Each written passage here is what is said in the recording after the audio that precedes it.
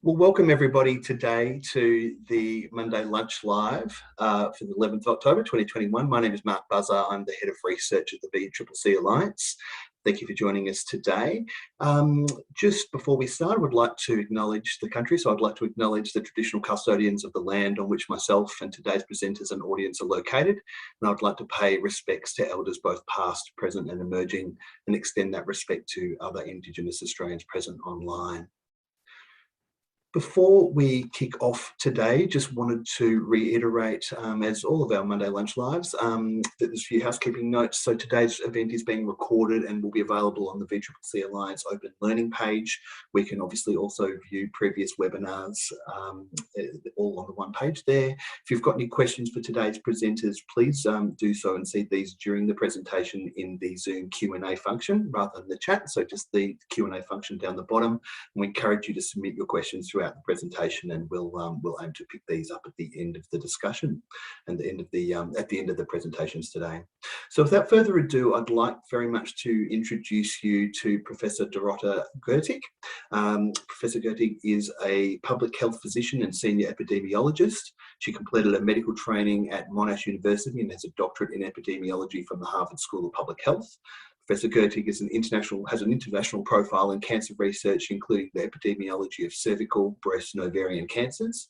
And with more than 100 scientific publications, I should say, her primary research focus has been on policy relevant research and the impact of the human papilloma viral vaccine, as well as improving participation in cancer screening. She's committed to improving quality, safety and digital innovation in population health programs. After Dorota speaks, we'll be hearing from John Lee, who's the Head of Engagement and Communication for the National Cancer Screening Register at Telstra Health. And John joined the team in 2018, bringing over 10 years of experience in the field of cancer screening, health promotion and engagement in both the UK and Australia. And John's passionate about improving participation in cancer screening programs and integrating the broader healthcare ecosystem to improve health outcomes for Australians. So without further ado, I'm going to hand over to Dorota. Thanks, Dorota. Thanks, Mark, and good afternoon, everyone. Thanks for making the time to join us today.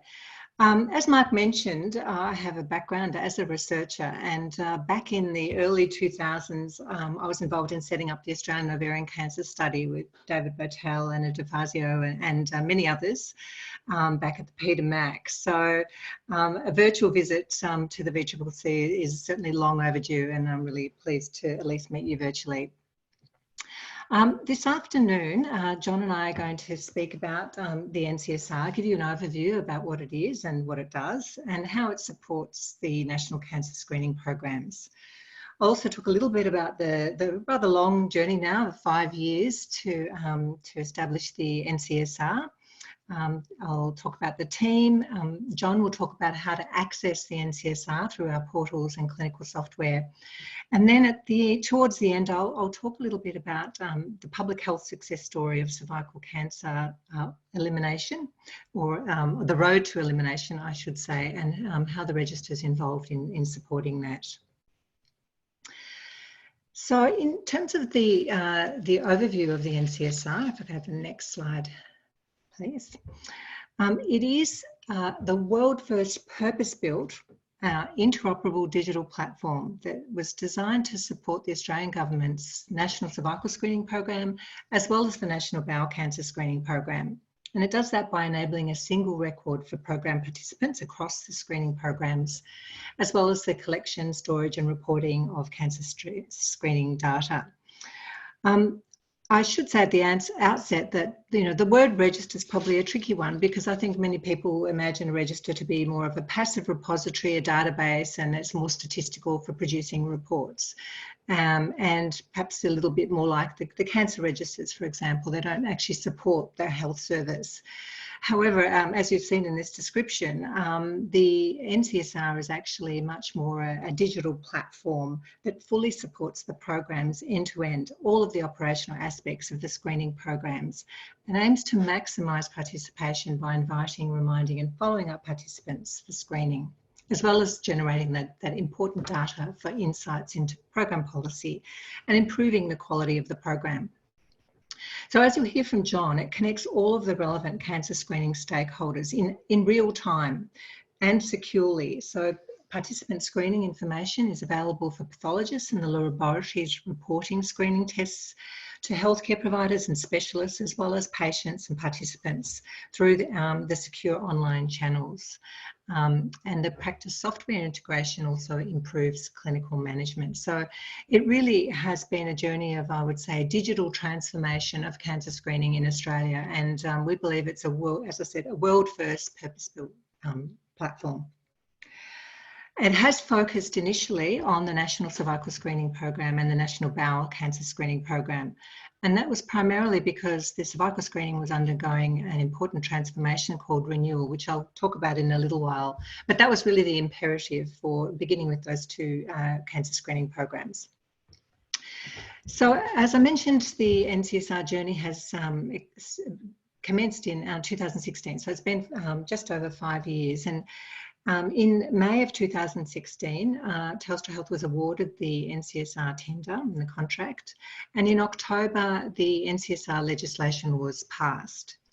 And that's the enabling legislation that supports the framework for the register. And it is an opt-out register. That is, participants' details are on the register unless they choose to opt out. And there are a number of avenues to be able to opt out through digital means as well. And John will also describe those. So in December of 2017, we went live, and as indeed the cervical screening program, the new renewed version of the program went live on the 1st of December. And at that point, the previous cervical screening registers, and there was one in each state and territory, they were migrated across to the NCSR platform, and it was about 11 million records from the 8 state and territory registers, and they were merged across the country and formed the basis of the NCSR, which then went live fully functioning in June of 2018. And then in November of 2019, the bowel cancer screening register was migrated from, at the time it had been in the Department of Human Services, and over 200 million bowel records were migrated for 10 million participants at that time. After the go-live of the bowel register, the focus has really been about improving the accessibility of the information and the user interfaces as well. And John will describe those, but we have a number of portals through which reporting is provided, the healthcare provider portals through which healthcare providers, GPs and specialists can actually access information for their patient screening history. And then we've also recently integrated with the clinical information systems. If I could have the next slide, please. So the register supports the bowel cancer and cervical cancer screening programs in a number of key ways. So firstly, it facilitates timely diagnosis. And of course, the early diagnosis is the pillar of cancer screening. And we do that by following up abnormalities that are detected through the screening programs. And we do that in a number of ways. Sometimes it requires phone calls to follow up with healthcare providers or participants themselves, as in the bowel program. It may require a questionnaire or correspondence to both the healthcare provider and the participant, depending on the clinical or screening pathway that they're on. We also seek to maximise participation, and that's critical in terms of enabling the benefits of screening. And we do that through engaging providers through various channels as well as participants, and making it easier for them to access the information about their next screening date, which is key in terms of driving that participation, and as well as providing those reports that break down information on participation at various levels. We collect and analyse data to measure the programs and the effectiveness of the programs. And of course, there is an element in terms of digital transformation of improving cost effectiveness by increasing that automation and reducing manual processes. And as in any screening program, we always have to maximise the benefits and minimise the harms. And so by ensuring that we invite eligible people, we don't invite people who don't need to screen, and ensuring that we reach those hard-to-reach populations and improve access to screening ensures that we maximise those benefits. Go to the next slide, please. So for the National Cervical Screening Program, the register maintains the national database of all the cervical screening records in the program. We invite eligible people to commence screening when they turn 25, and we also remind participants when they're due or overdue for cervical screening. And importantly, the participants' next due dates are also accessible to the healthcare providers, and also the register uses those dates to generate histories to laboratories so that the laboratories have that screening history so they can report the appropriate management for that participant. For the bowel cancer screening program, again, it maintains a national database of the bowel cancer screening records. People are invited when they're eligible at age 50. And we also maintain that full distribution or supply chain of the IFOBT kits, or the bowel screening home test kits. So we are responsible for distributing those kits through both the mail house and also through Sonic, which is the contracted laboratory for the bowel cancer screening program. And as for the cervical program, we also provide the next due dates and the screening histories to healthcare providers and participants. So for both programs, we have that safety net function for follow-up, as I mentioned. We provide data and reports to the government and key stakeholders. We also ensure that there is very strict data security under the NCSR Act, and also in terms of the technical data protection. It's really at the highest levels of what we call defence level security. And as I mentioned, the portals which enable self-service for healthcare providers. Next slide, please. Now, this is a slightly more technical description of the platform, but I just really wanted to give you an overview of what's actually involved. So I won't get too technical here, but at the core of the register is a national database of all participants who are eligible for the screening program. So we are actually linked with Medicare. We receive a feed from Medicare on all people who are becoming eligible for cancer screening. And that forms the basis of what we call, it's like a spine and the denominator for all of our reporting. And it means that the register now can invite people who are coming due and not just remind people who have been previously screened. The register is integrated with all Australian pathology laboratories, or at least the vast majority. So over 30 laboratories and their subsidiaries are directly electronically integrated. So we receive data in virtually real time and via a messaging system called HL7. And we were able to receive all the screening test results, also histopathology, and potentially in future radiology and other results that can also be sent through the same messaging. We're integrated with Medicare, with MyGov, and the Health Identifier Authentication services to ensure that we can match participants accurately. So we have portals and what's called an API gateway. That just means it's a generic gateway that through which a range of software vendors can integrate with the register, such as Medical Director and Best Practice, which John will also describe shortly. Also underpinning the register is what's called a rules engine. So utilising all of the incoming test results, the screening histories, demographic information, and also the clinical guidelines for each program, there's a set of complex configurable algorithms that then determine which screening pathway a participant should be on based on the clinical guidelines. So that's how we then remind participants or follow them up, and where the system will identify participants who for whom we're expecting a further test, but none has been received by the register. There's accurate identity matching to the Medicare record. There's reporting to states and territories, to the Australian Institute of Health and Welfare, and all the data are actually geocoded. And also there's, as I mentioned, there's strict compliance with security and privacy standards. And that's not just the technical side of things, it's also about people and processes. So all of the staff have to have a background security check and follow strict protocols to ensure participant privacy. If I could have the next slide, please. So this is quite a busy slide, but it's really just to give you an idea of the scale of the register. So we have a multidisciplinary team of about 100 staff across a range of fields, including health information managers, scientists, epidemiologists. We have a contact centre which we operate to take calls from the public and from healthcare providers, as well as, of course, health industry technologists.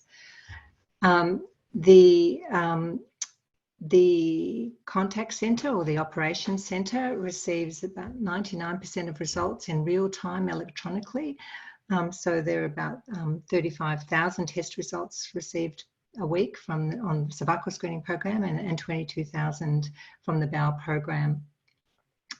We have the mail house, which sends out correspondence, invitations and reminders, and also the customer or end user channels, which are really only been implemented over the last few months. So they're still ramping up in terms of that digital transformation that I mentioned earlier. And also I just wanted to highlight that when the data was migrated for the cervical screening program for the 11 million participants, about 20% were merged across state and territories when the national record was formed. So that was for women who had been screened across different jurisdictions, and we were able to merge them when we migrated. Next slide, please. So the platform's certainly been designed with both the needs of patients, participants and clinicians in mind. We've been looking to facilitate better communication and sharing of that data across the participant screening journey. And whilst it's presently focused on the cervical screening program and the bowel cancer screening program, it has been designed to be configurable for future cancer screening programs.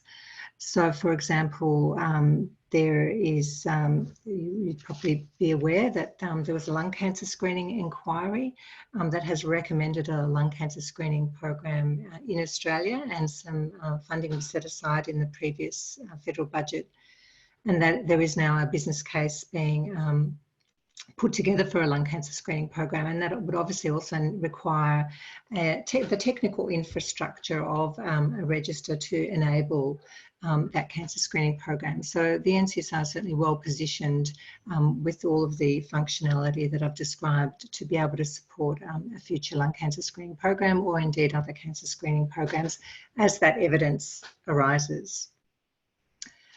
Next slide, please. So we certainly have a range of epidemiology and reporting services, and so providing that timely data to key stakeholders is certainly a high priority for the register. And we have a range of ways that we provide data. So we have pre-configured reports for our state and territory stakeholders that they can access through the reporting portal.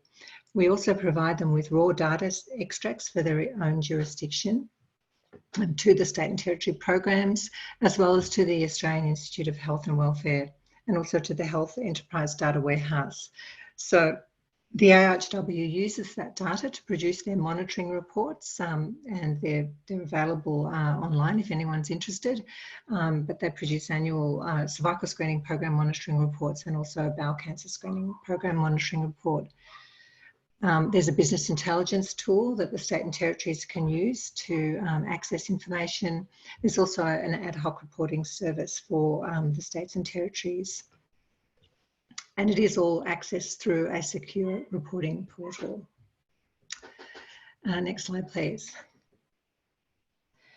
There is also a data access and release policy for researchers. So it is, of course, a national asset, and the Department of Health is the custodian of all of the data on the NCSR. So, so they ultimately have the control over the access to the data, and especially with respect to that protection of identifiable or re-identifiable data. So there is a policy that I've provided a link to there, and of course the applications need to be consistent with data access and release principles that are consistent with the NCSR legislation. And researchers may also access information through their own state and territory as well, utilising this framework.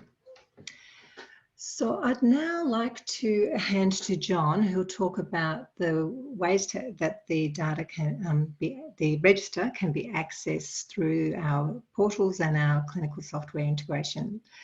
So John, over to you. Thank you, Dorota, and thank you to Mark for hosting today as well. It's really great to be here.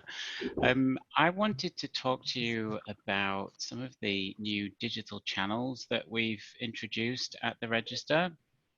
And they are essentially making the register's data available for healthcare providers and participants. So Dorota had mentioned that we are fully integrated with the large 30 labs. So we receive about 99% of results through electronically. And this is about closing that loop. So it's about creating that truly connected health ecosystem for all parts of the sector. So probably around a year or two ago, we started on this journey by engaging with a number of different healthcare providers around the country, and that was really to try and understand how we could design and build something that was going to be truly accessible and acceptable for the end users, mostly being healthcare providers. So we worked with the full gamut from colonoscopists, colposcopists, GPs, practice nurses, mobile women's health nurses, Aboriginal medical workers, to really understand how they engage with the programs and then start on the design work. So we held some contextual inquiry sessions and some design validation sessions, and that gave us the information that we needed to create that wireframe, that prototype that we could then go for testing. So this slide really shows what you can actually do through those digital channels. So if we talk about the healthcare provider portal or the integration that we have with some of those clinical information systems that GPs, nurses, and staff are using within primary care, so they have access to their patients' bowel and cervical screening information online. So for example, if somebody is about to perform a CST, they can go onto the system and check when the person was last screened and see that full screening history. They can also submit the program forms electronically online through these channels as well. So previously, if somebody wanted a history, they'd call the contact center. If they wanted to submit a form, it could be done via fax. So this is really about increasing the amount of options people have to access that data and submit forms, program forms, in a way that's going to be acceptable for them and easier for them. People can also manage their patients' details and preferences. So Dorota mentioned that occasionally a participant may want to opt out of the register. They can do that through these channels. They can also opt back in. They can change some of their personal information, such as their addresses, and a range of other tasks as well. And one of the most popular pieces of functionality within the portal and through the integrations is to actually order the bowel test kit. So as many of you know, there's about 40% of people participating in the bowel program, and occasionally people may have mislaid their kit, so they need to reorder a replacement. So this can now be done through either the participant portal through MyGov and also through the healthcare provider portal and through integrations with clinical information systems as well, which is really key to increasing participation in the program. So I wanted to quickly walk you through exactly how we do this. So for the healthcare provider portal, for example, that can be accessed by a range of healthcare providers, such as colposcopists, gastroenterologists, and people working in primary care, as I mentioned. They can do this securely via Proda. So many people already have a Proda account, and it's essentially a secure way to access government services. So anyone with a Proda account can log in through Proda, and they can link the National Cancer Screening Register to their Proda account so they can access easily. So when you go to link the account, if you have a Medicare provider number, you can link that way. If you're a nurse with performing CSTs, but you don't have a Medicare provider number, you can use your register number to do that and access that information for patients and participants securely. And also people within practices that may be supporting GPs and nurses, such as practice managers, support staff, they can act as a delegate of a provider. So if a provider accepts that delegation, then their team can go in there and access the portal. So an example of the first screen that you would look at when you go into the portal is the participant search function. So you can search for participants using family name, given name, date of birth, and an identifier. So this can be the Medicare number, the reference retrieval number, which is the number that the register provides for a participant. You can use the individual healthcare identifier, or an IHI, or the DVA number, so the Department of Veteran Affairs. And once these have been entered, the register will do an exact match with that patient or participant, and you can select either the bowel or cervical program.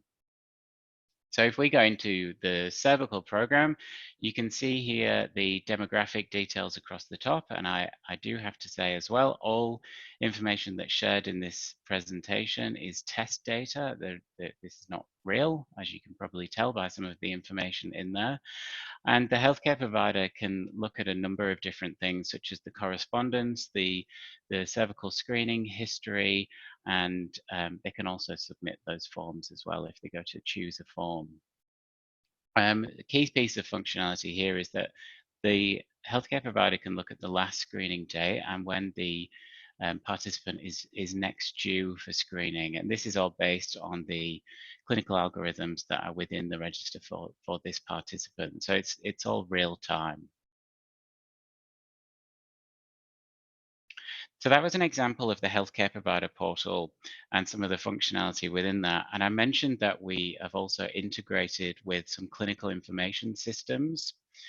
So this is really just to make it easier for healthcare providers to access that data from within their clinical information system that they use throughout the day. So for example, if we are in a primary care practice, they may use best practice or medical director, and they cover about 80% of primary care practices. So some of the most popular, and they can essentially access all of that information that I've just described within the healthcare provider portal, but from within their existing system. So once they go into a patient's profile or a patient's record, they can then click on the NCSR and get all of that live information that they need. They can order the bowel kit directly to a patient's home based on the address that they have in the system. They can look at the screening history and download it as a PDF and perform all those functions that I've mentioned in the healthcare provider portal. So this is something that we've been very excited about for a long time, and it's great to see the number of people that are actually using it as well. So we do want to integrate with as many vendors as possible. So at the moment, we're integrated with Best Practice and Medical Director, and very, very soon, we're also going to be integrated with Communicare. And Communicare are one of the leading software vendors within the Aboriginal medical service space. So this is an example of the Medicare system. So you go into the clinical record and you can click the NCSR tab up there and access all of that information in real time for that patient. This is, again, test data, so no real demographic information is included here. And this is really just an example of what you can see within there. And it's very similar within best practice and medical director as well. So we are having conversations with a number of different vendors, and we hope to integrate with as many as humanly possible. And we're enabling that to be as easy as possible for the vendors to integrate by having that non-proprietary FHIR API, which is the technology that we use to integrate with these systems. So we basically give instructions to a vendor, they can build to those instructions, and they can create that connection with the register for their software. And I'm just going to pass back to the VCCC, who is going to play a short video which shows the integration within Medical Director as an example.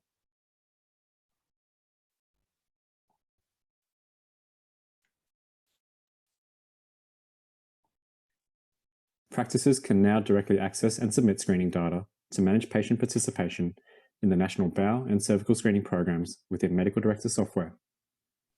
This integration can be accessed via the sidebar in Medical Director Clinical, removing the need for paper-based forms or calling the NCSR contact centre and saving valuable time for practices supporting patients in this way.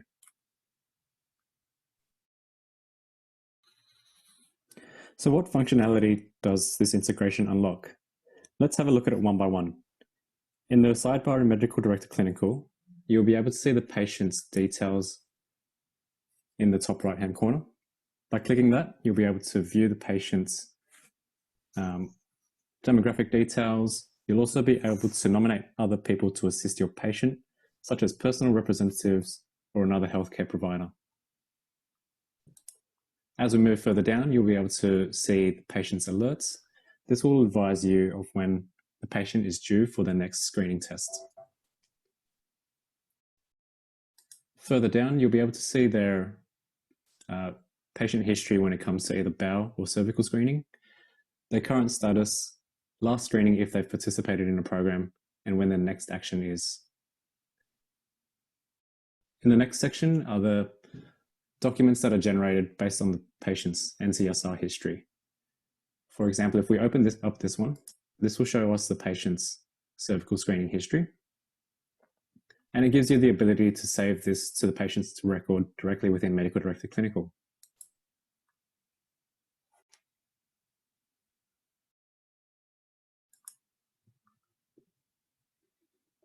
On the next tab, you'll be able to choose forms that you may require for the patient. This can include managing the patient's participation in the screening programs, including deferring, opting out, or resuming participation from either the bowel or cervical screening programs. Additionally, you'll be able to submit cervical and bowel cancer program forms to the register.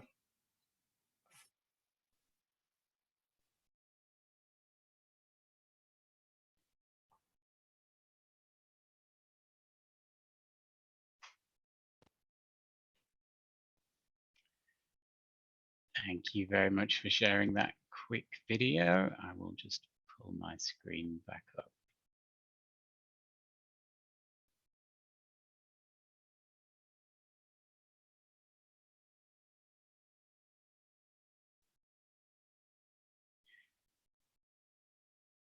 Okay, so in order to make sure that we have as many practices and healthcare providers utilizing this functionality, we've created a number of different assets to be able to support that change. So we've created a number of different user guides and walkthrough videos just to try and make that change as simple and as easy as possible. And there are some supporting assets on the ncsr.gov.au website as well. And we've been supported, really well supported by some of our peak bodies, some of our national peak bodies, RACGP, ACRM, GISA, RANSCOG, to be able to promote this functionality externally, and it seems to be doing the trick, as we've got about 9,000 healthcare providers using the healthcare provider portal at this point in time, and we're seeing more and more healthcare providers linking their clinical information systems to the register as well. So we create a number of different assets to help peaks and a number of different organizations to share this information through socials and through media releases, and also through animations, trying to make it as simple as possible to make that change. And I will pass back over to Dorota at this point, but essentially if there are any other questions from healthcare providers that anybody knows of, they can contact the register for more information and get have a chat with one of our digital enablement specialists and also get more information on the website. But with that, I will pass back to Dorota. Thanks, John. And I'm now going to switch gears a little and talk about the public health success story that cervical cancer prevention has been over the last 15 or so years in particular, and has really been enabled by technological advances and also by the organised cancer screening program. And it's certainly been an interesting journey. I was privileged to get involved in cervical cancer screening just before the HPV vaccine was developed. Back in the early 2000s, and at the time, a lot of colleagues said to me, you know, why are you leaving academia? Why are you going into cervical cancer prevention? You know, had pap tests for years. It's all been done, and yet it's been really quite an amazing journey. So I'm just going to give you a few highlights and really talk about how Australia has led the way. So it all started back with the pap test in the 1960s. It's a really fantastic test. The sensitivity is perhaps a bit more limited than the new test that's available, but it was a highly specific test, and certainly when administered at a regular interval has been really critical to improving mortality and outcomes from cervical cancer. But it was a very opportunistic program until 1991, when the organised cancer screening, cervical cancer screening program commenced. If I could have the next animation. Great. So the organised program in Australia started in 1991, and it meant there was a national policy, a quality framework, and also importantly, the jurisdictional registers at the time that supported the cancer screening program. And then in 2007, the HPV vaccination was developed by Australia's very own Ian Fraser. And the quadrivalent vaccine, which covered 4 of the highest risk, HPV risk types that cause 70% of cervical cancer, was made available on the National Immunisation Program. And more recently, the 9-valent vaccine, which covers the HPV types responsible for 90% of cervical cancer, was implemented in Australia with 2 doses 6 months apart for 12 and 13-year-olds. And I think looking to the future, it'll be very interesting, because given it covers 90% of cervical cancers, there will be a question as to how frequently those young women will need to be screened in future. And then in 2017, the program switched from the pap test to a primary HPV DNA-based test, which was called Renewal. This is a much more sensitive test and also has a very high negative predictive value. And it was implemented in 2017, and Australia was the second country in the world after the Netherlands to implement primary HPV DNA screening. Along with that, we were able to implement self-sampling for under and never screened women. That's facilitated by a healthcare provider. I'll describe self-sampling in just a moment. And then, of course, the register, as I described, was following the NCSR legislation. The NCSR was implemented to support the renewed program. And we're now talking about the potential for cervical cancer elimination altogether. And I'll also describe in a moment just how it's planned to achieve that on a national and indeed a global level, potentially by 2035. Next slide, please. So this slide just shows the impact of the National Cervical Screening Program from the time it was implemented in 1991. And you can see quite a dramatic reduction in incidence and mortality rates. And this was based only on the cytology test, or the pap test. And about 70 to 80% of cervical cancers now occur in women who are either never or underscreened. It's really that effective at preventing cervical cancer. Next slide, please. However, it is all driven by participation in screening, and there are still groups who are underscreened and hard to reach. Women in lower socioeconomic areas, Indigenous women, women from diverse cultural backgrounds, and in remote areas of Australia. And we acknowledge that for Indigenous women, the benefits of screening are lower than that for non-Indigenous women, with an incidence of cervical cancer that's 2.8 times higher than for non-Indigenous women, and a mortality that's nearly 4 times higher. So there's still much work to do, and the register is still working with the program and the states and territories to improve participation across, in particular, across these areas. Next slide, please. So the renewed program relied on a 5-yearly primary HPV test with a reflex test of LBC, in other words, a reflex cytology or pap test, if you like. The age range was changed from 18 to 25-year-olds and extending through to 65-year-old with an exit HPV test between the ages of 70 and 74. And self-collection of an HPV sample for never or under-screened women was also introduced. And as I mentioned, it has to be facilitated by a doctor or nurse who also offers mainstream cervical screening. Next slide, please. The benefits of the new program are quite remarkable. There are fewer cervical screening episodes per lifetime for women, moving from 10 to 10 rather than 26 screenings per lifetime. And it's forecast to deliver a 24 to 36% reduction in incidence and mortality from cervical cancer. So fewer cases of cancer, fewer deaths from cervical cancer, and protecting up to 30% more women than the previous program. Next slide, please.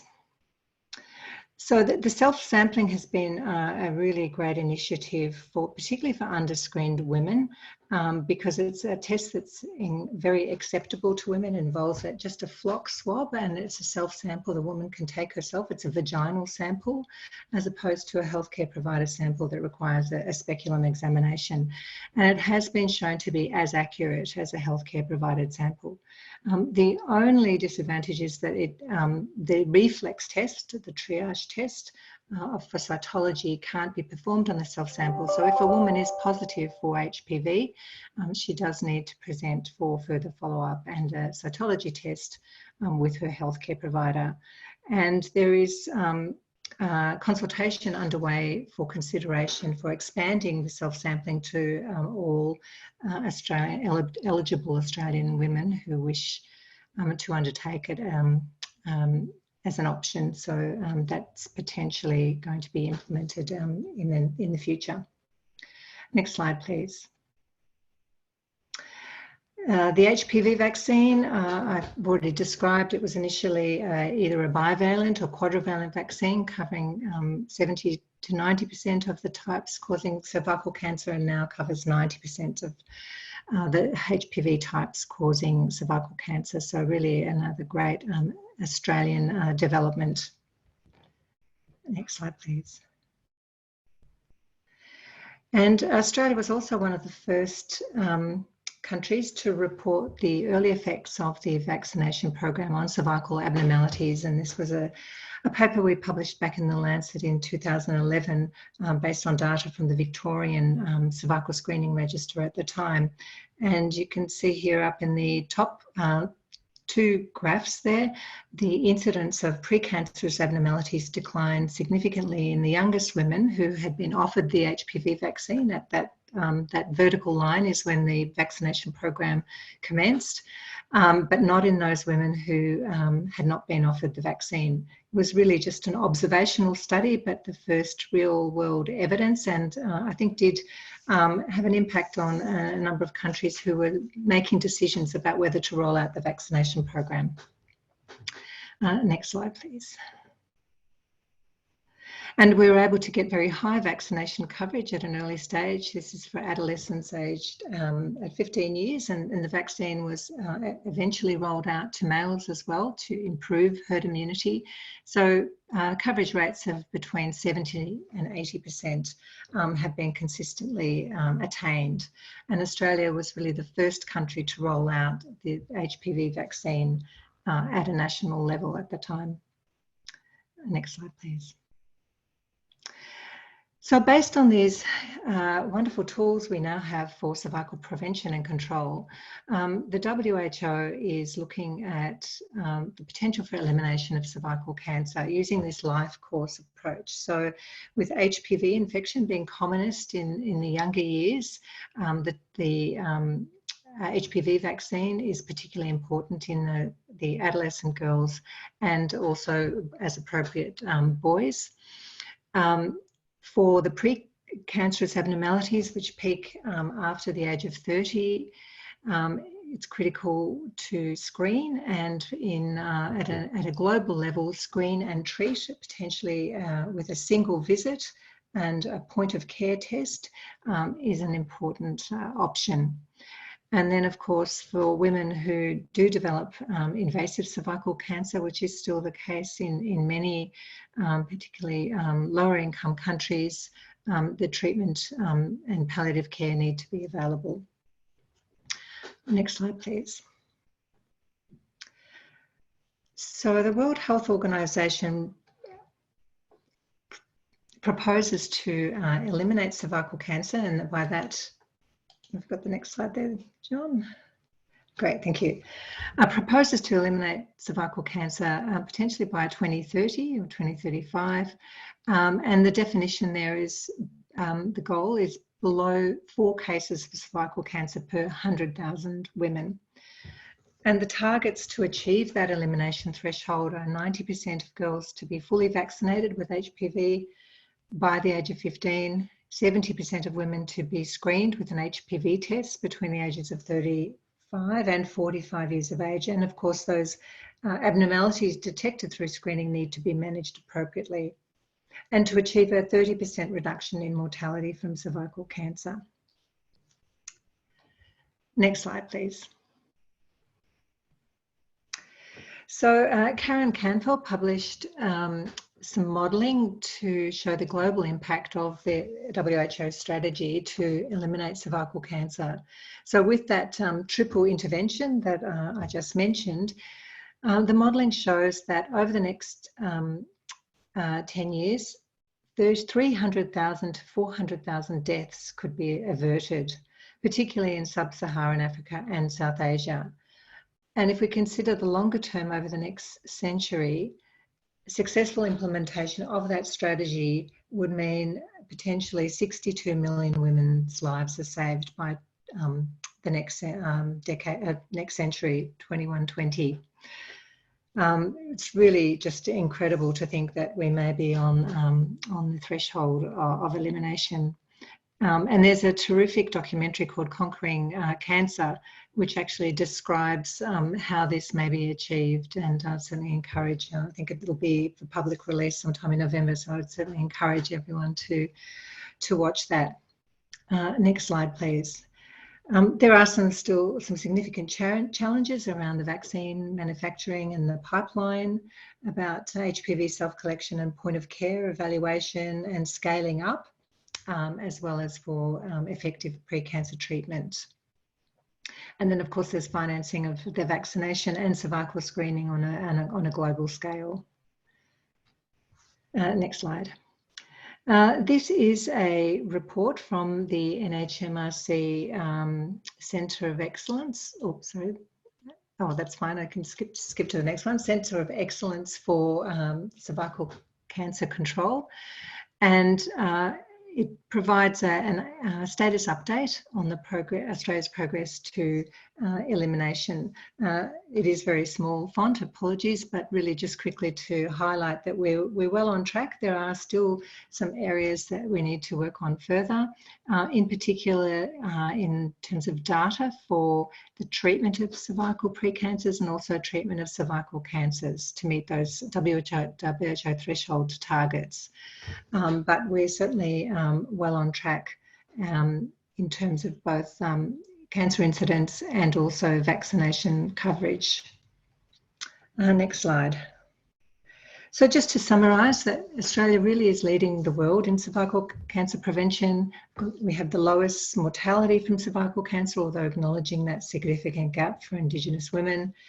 We had one of the first national cervical screening programs. We're the first country to implement the national HPV vaccination program, and also primary HPV-based cervical screening.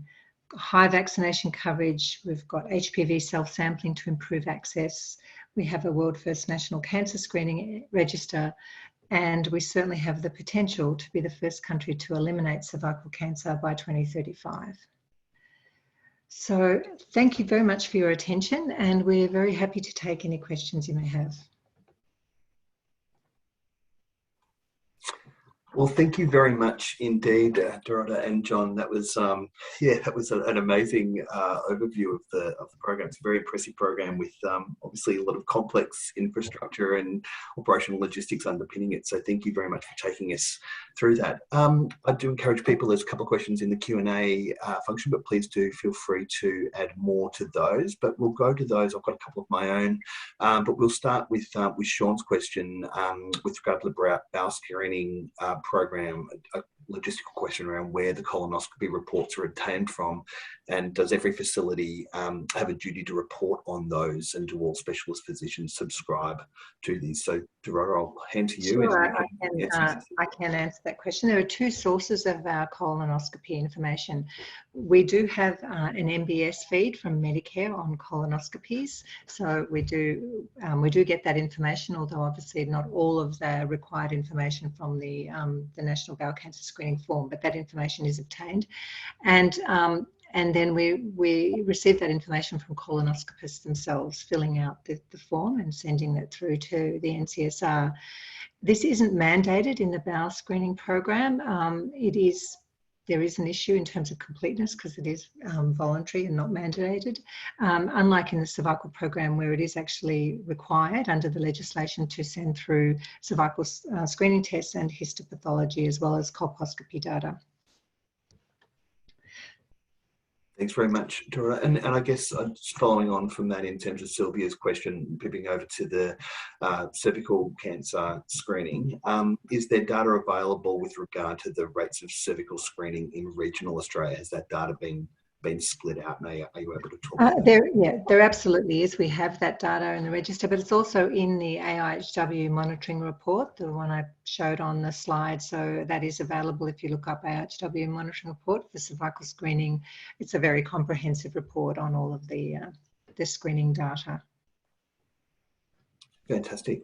If there's any other questions, please put them in the Q&A, but I certainly do have some as well, Dorota. So perhaps one for you, Dorota, to start with. You certainly mentioned the lung cancer screening program. There's a business case there and potentially some funding that's been set aside from the federal budget, which is good. How can the screening register be adapted to support other screening programs potentially outside of lung? What's the future hold? Thanks, Mike. So as I mentioned, from the very beginning, the register was designed to accommodate other cancer screening programs, and the screening pathways actually are not dissimilar in terms of the way incoming data are received predominantly from the laboratories. It could include, of course, radiology, ultrasound, other diagnostic tests, and then there's a screening pathway that complies with clinical guidelines, and then supporting the program in terms of inviting and reminding participants. So the pathways are not dissimilar. For lung cancer screening, there is certainly a nuance in that it's a targeted screening program. So unlike for bowel or cervical screening, where we can identify eligible participants from the Medicare database, eligible people for lung cancer, and particularly smokers, obviously would have to be identified, either self-identified or through their healthcare provider or through other means. So there are some differences, but the technical infrastructure is certainly there and could be adapted to lung or other cancer screening programs. And then that would mean there'd be one record for each person across the screening programs, rather than having a siloed approach. Right, thanks very much, Dorota. John, I've got one for you, if you don't mind. Just in terms of about the portal that you showed, so thanks for taking us through that. Have you received feedback or evaluated the feedback from users in terms of their experience with that portal? Is there anything you're able to share in terms of the user feedback?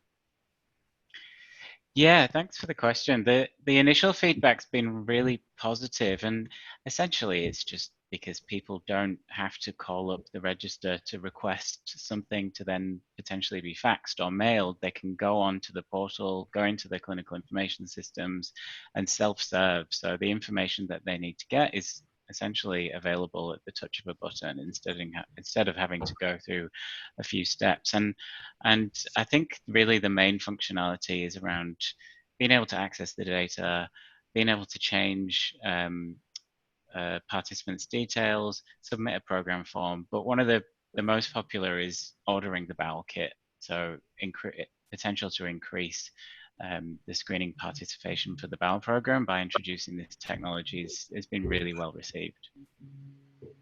Great stuff. And John, while you've got the mic, I might just ask you as well, are there any other software vendors that you're keen to integrate with or collaborate with on the vendor side? Yeah, so we're really looking forward to integrating with Communicare. As I've mentioned, they have about 50% of the Aboriginal and Torres Strait Islander medical services that they cover. So hopefully we can have a bit more of an impact there in terms of participation and supporting the screening programs, but also looking forward to integrating with some of the specialist software as well. So at the moment we've focused on primary care, but we're looking into some of the specialist vendors for gastroenterologists and also for people performing colposcopy as well. So we're having some good conversations with those vendors. Great, thank you very much, John. There's quite a few questions coming through now, so I'm just going to quickly go to these. So one question, how can the register increase the uptake of the National Bowel Cancer Screening Program? There's probably a lot in that, Dorota, but I'll let you try and cover that off. Yes, so maximising participation, as I said, is obviously a key function of the register. And for bowel cancer screening, I didn't have time today to go through all of the stats on participation, but it is only around 42% or so, although that's probably underestimated because of the colonoscopies that are screening colonoscopies that are happening. And so there's a range of ways we can do this. It is I guess hard to shift, but obviously making it easier for healthcare providers to provide their eligible participants or underscreened participants with kits is an important initiative. Having that trusted healthcare provider show you what to do, and that is actually an initiative we're undertaking with the department at the moment. It's called a sort of alternative pathway, and so rather than the register sending out the kits, whilst patients with their healthcare provider, there's an opportunity for them to actually order the kit on behalf of their patient and explain it. So that's just one way. We're looking at a whole range of options though. Great, thanks, Dorota. And there's a follow-up question around the colonoscopy. So what are the obstacles? I'm sure there's a few, but what are the obstacles in mandating the bowel cancer reporting of colonoscopies? Yes, it's interesting that it's mandated for cervical cancer, but not for bowel cancer. It's certainly something that from time to time is discussed. I can't really speak on behalf of the department in that space. It would require legislation. There's probably a number of obstacles. I think the first thing is just making it easier for providers to report. So some of the digital channels will improve that, and then potentially, it could certainly be expanded, but not on the horizon as far as I know at the moment. Right. And is there any collection information on the participants' cultural background? We do collect that information. It is, I would say, more limited than for Indigenous status. So at the moment for Indigenous status, we have about 70% of status recorded for participants, and that's been significantly improved through the Medicare feed that we receive.